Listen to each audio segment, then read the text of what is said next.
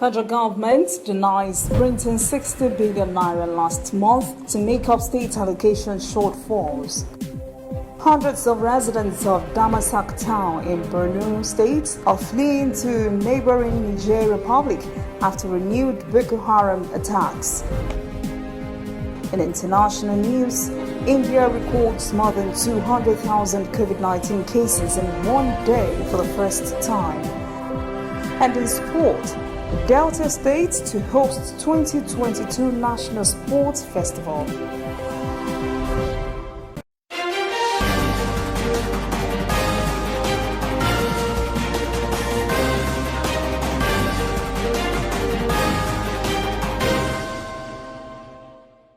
This is ANN News.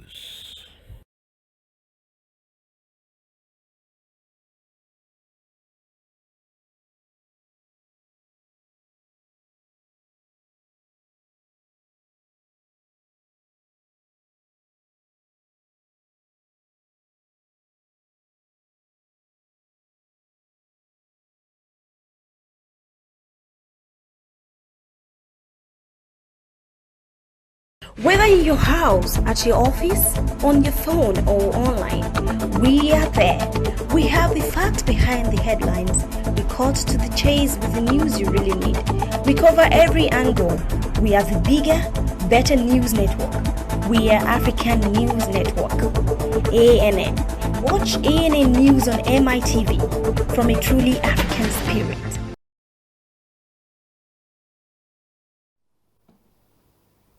I am Ola Jumoke Olatunji.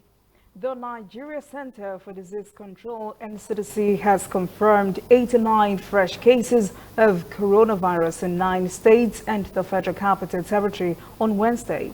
This brings the total number of recorded infections so far to 164,000. 45 patients have recovered and have been discharged from various isolation centers across the country, and no fatalities were recorded. The country has registered 154,270 recoveries and 2,061 deaths. Meanwhile, the National Primary Healthcare Development Agency says a total of 1,043,737 persons have been vaccinated against the deadly coronavirus in the country. Hundreds of residents of Damasak town in Borno State have begun fleeing to neighboring Niger Republic as Boko Haram began a fresh round of attacks on Wednesday, the second in a week. The town has been intermittently besieged by Boko Haram gunmen and terrorists for some 11 years now. At least 10 persons were reported killed on Wednesday. Many were also wounded, and still many others have taken flight into the bush.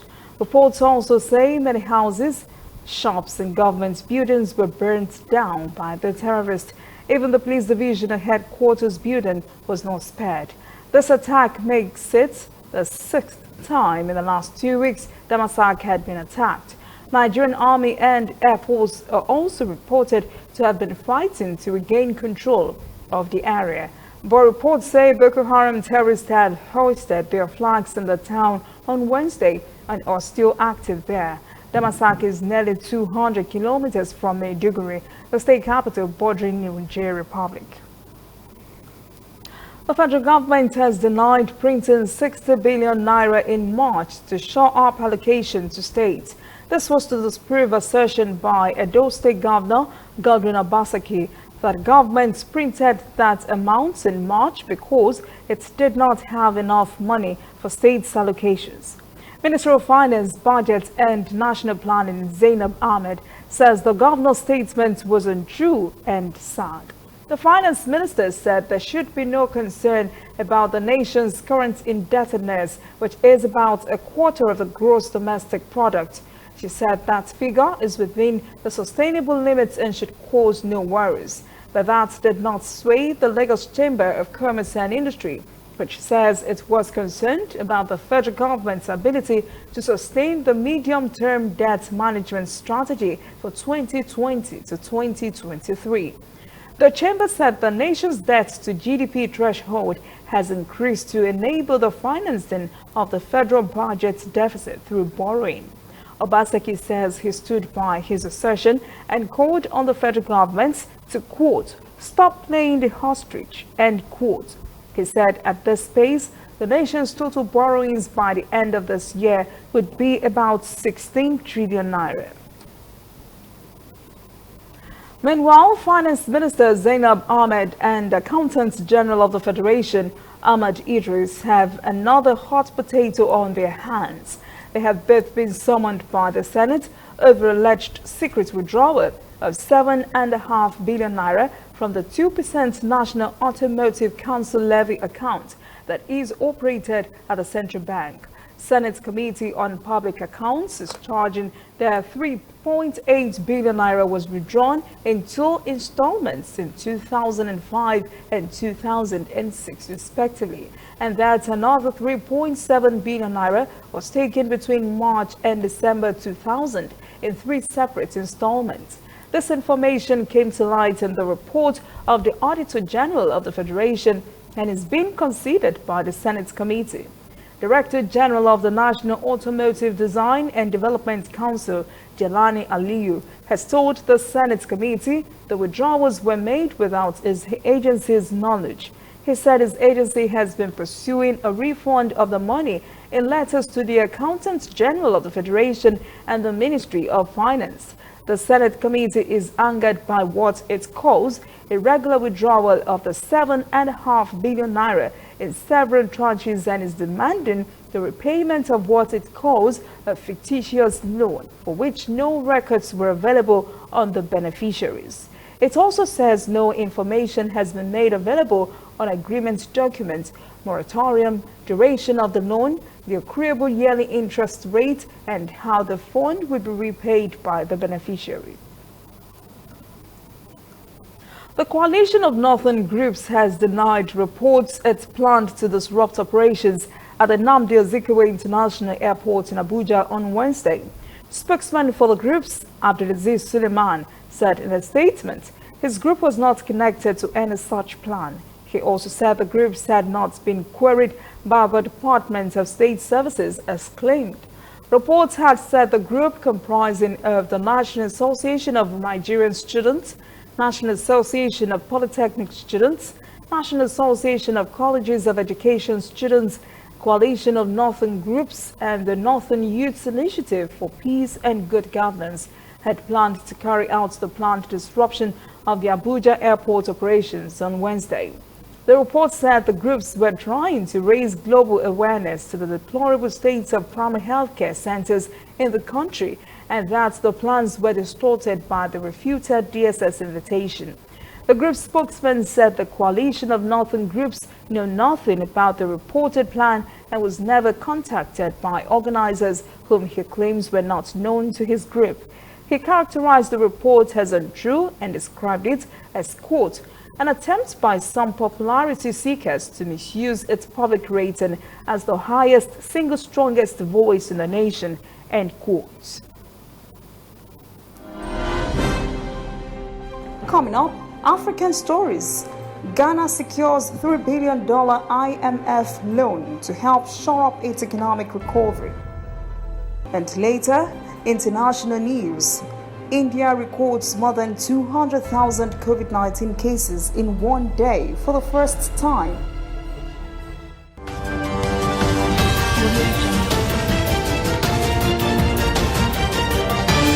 You are watching AN.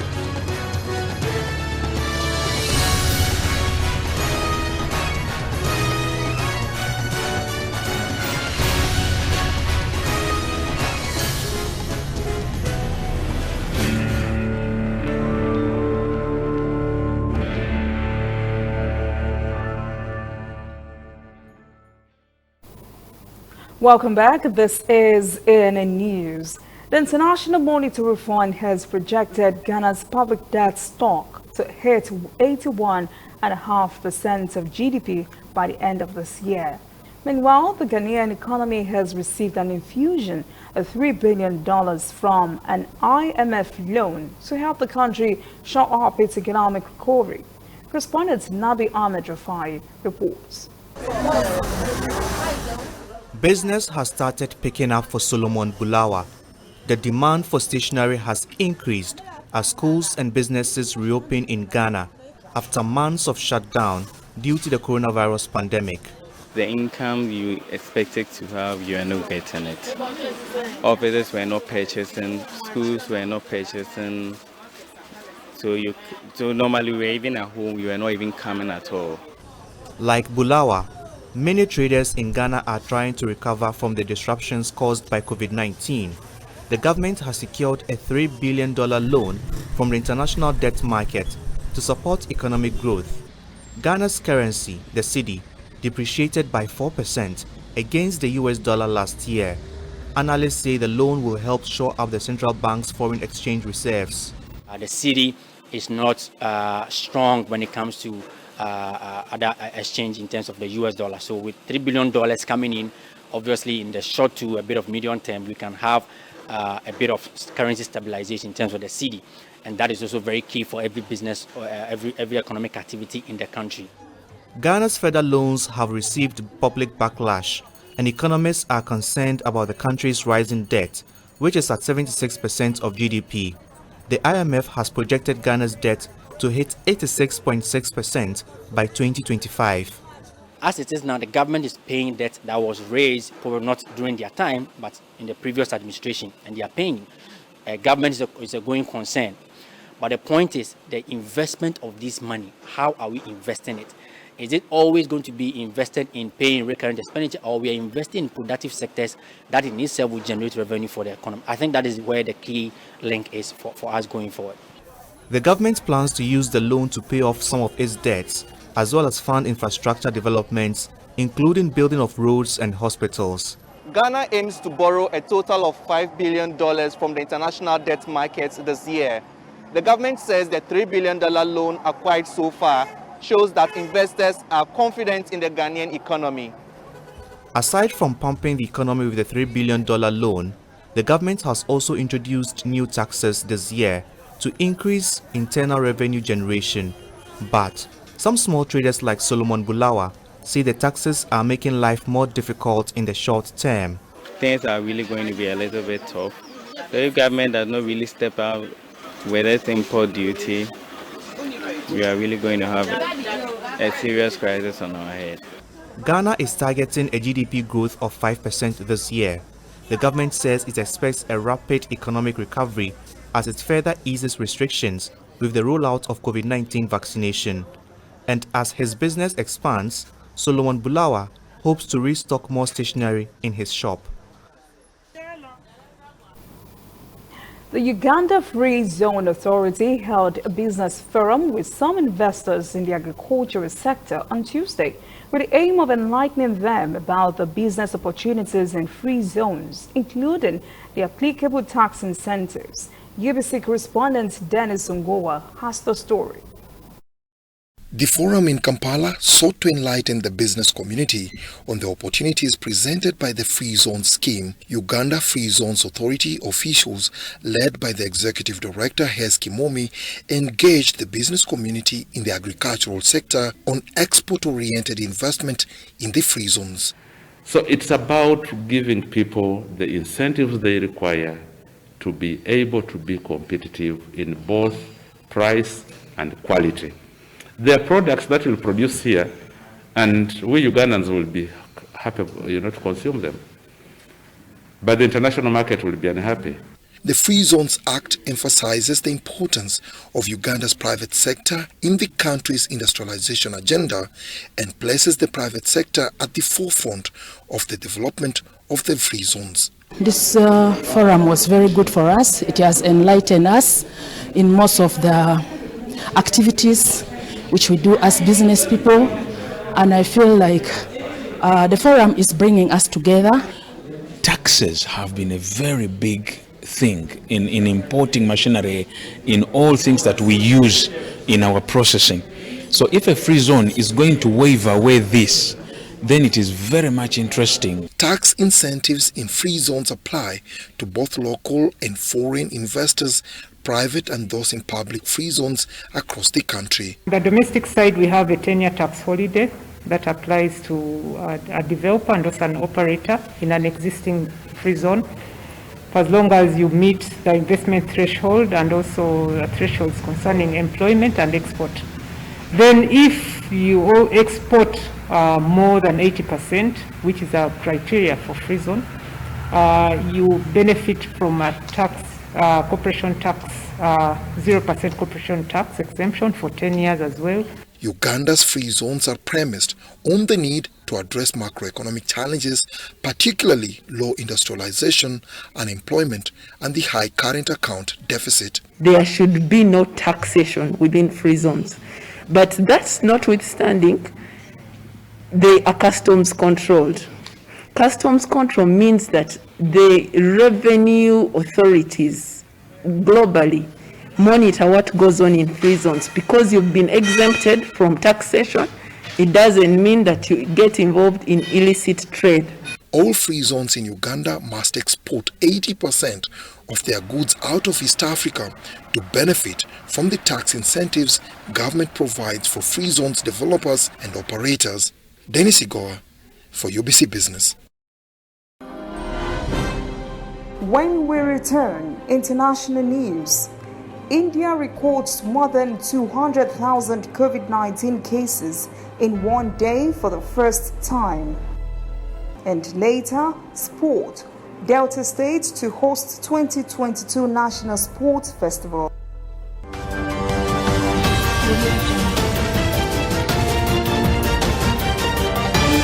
You are watching ANN. Whether in your house, at your office, on your phone or online, we are there. We have the facts behind the headlines. We cut to the chase with the news you really need.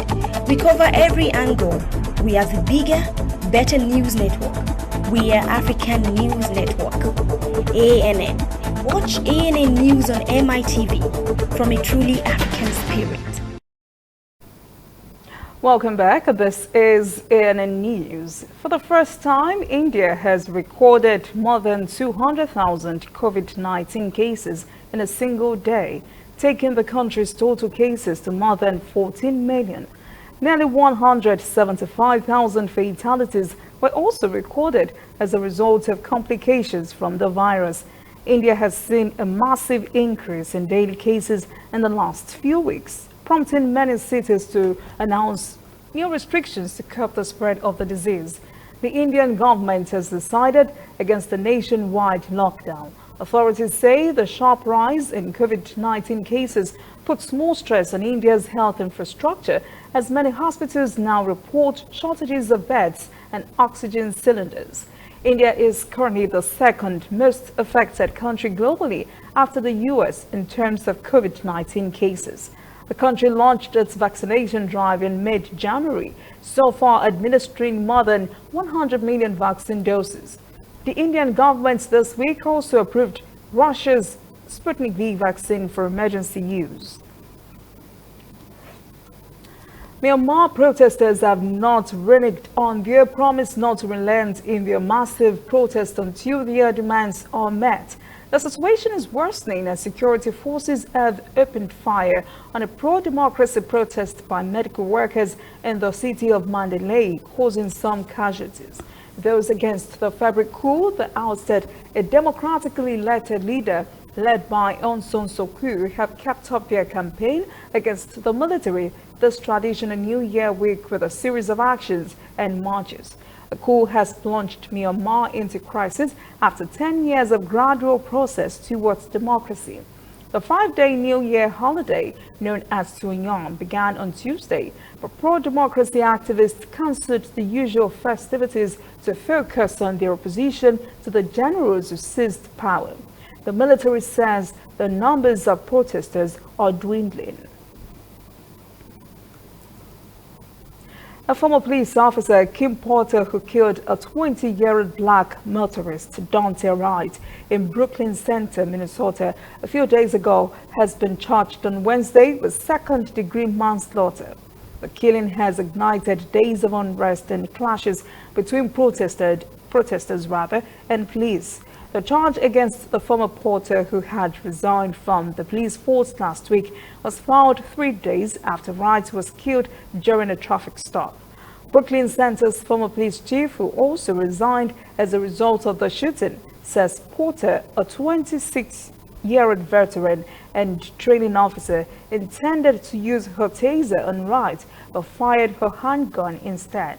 Protesters and Wright's family members say there is no excuse for the shooting and that it shows how the justice system is tilted against blacks. They say Porter stopped Wright for an expired car registration tag and ended up killing him. Washington County Assistant Criminal Division Chief Imran Ali, who announced the charge, says Porter should be held accountable for unlawfully killing Wright. U.S. President Joe Biden says he would withdraw the remaining American troops from Afghanistan by mid-September. Biden says it is time for American troops to come home.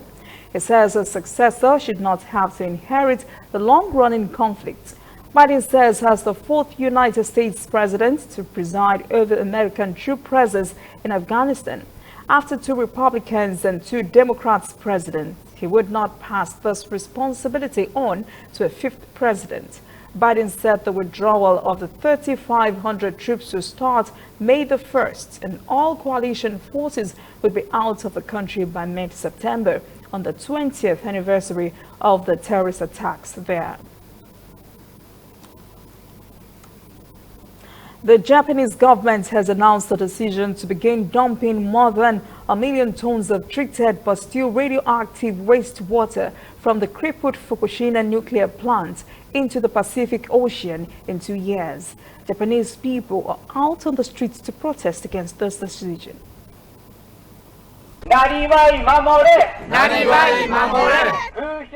Protests in Japan's Fukushima prefecture after the Japanese government's announcement to release radioactive wastewater from the damaged Fukushima nuclear plant into the Pacific Ocean. Tokyo said the move cannot be postponed and is needed. The release will take place in about 2 years to give operator Tokyo Electric Power, or TEPCO, time to remove harmful isotopes. But residents are not convinced. TEPCO has done this before, pouring wastewater into the sea. We will never forget how much negative influence it had on our lives. Fukushima seafood has just started entering our markets. The proposal will definitely destroy it, so we are all opposed to the plan. The area has seen its annual number of caught fish reduced to less than 20% in 2020 compared to before the 2011 accident, forcing half of its fishermen to hang up their nets. The Fukushima Prefectural Federation of Fisheries Cooperative Association said fishing will recover by this April, but Tokyo's proposal has alarmed local fishermen. There must be another way better to deal with the wastewater. I strongly disagree with the plan, but I think the government has decided to do it from the very start.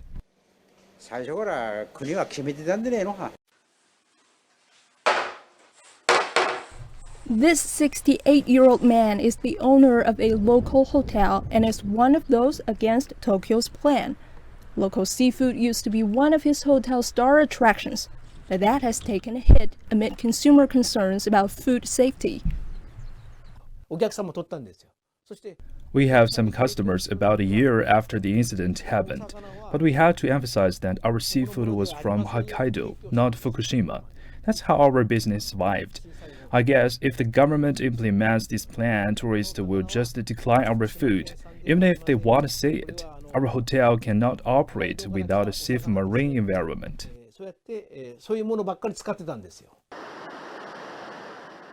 The Japanese government said it will boost sales of local products by attracting more tourists to the region. TEPCO is also expected to compensate local authorities for the loss brought on by discharging the wastewater. But there are fears that the move will not only impact Japan but also global marine safety.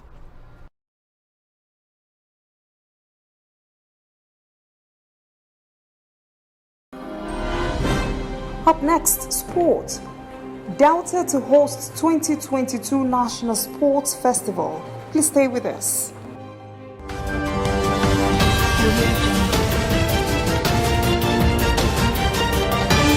You are watching ANN.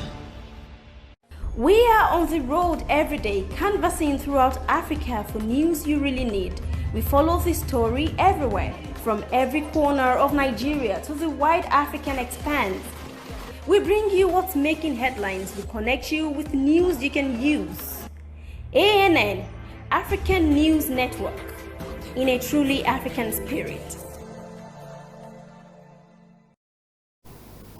Welcome back. This is ANN News. In sport, Delta State will be the next host of the National Sports Festival in 2022.